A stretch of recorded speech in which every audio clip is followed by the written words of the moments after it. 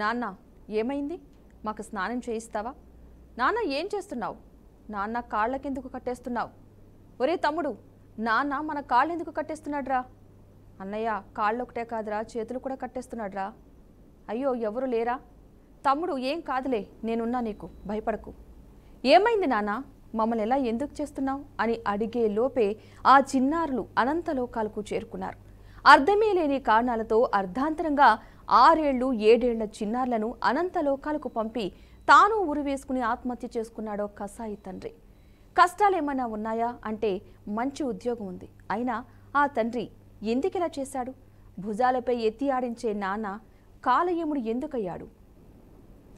ఈ పోటీ ప్రపంచంలో బతకలేరని కన్న పిల్లల్ని ఓ తండ్రి క్రూరంగా చంపేశాడు. ఆపై తాను కూడా ఉరివేసుకుని ఆత్మహత్య చేసుకున్నాడు.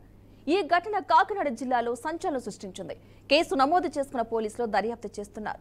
ఫ్యాన్కు వేలాడుతున్న కట్టుకున్న భర్తను, పడి ఉన్న కన్న పిల్లలను చూసి ఇల్లాలు అక్కడికక్కడే కుప్పకూలిపోయింది. తన 2 పిల్లలు బాగా చదవటం లేదని, పోటీ ప్రపంచంలో పోటీ పడలేకపోతున్నారంటూ రాసిన సూసైడ్ నోటు వెలుగులోకి వచ్చింది. ఈ ఘటన కాకినాడ రూరల్లోని తోట సుబ్బారావు నగర్లో చోటు చేసుకుంది. పోలీసులు తెలిపిన వివరాల ప్రకారం పశ్చిమ గోదావరి జిల్లా తాడేపల్లిగూడానికి చెందిన వానపల్లి చంద్రకిషోర్ కాకినాడలోని వాకలపూడిలోని ఓఎన్జీసీ ఆఫీస్లో అసిస్టెంట్ అకౌంటెంట్గా పనిచేస్తున్నాడు. నగరంలోని సుబ్బారావు నగర్లో ఓ ఫ్లాట్లో నివాసం ఉంటున్నాడు. అతనికి భార్య తనూజ, పిల్లలు 7 ఏళ్ల జోషిల్, 6 ఏళ్ల నిఖిల్ ఉన్నారు. జోషిల్ 1వ తరగతి, నిఖిల్ యూకేజీ చదువుతున్నారు.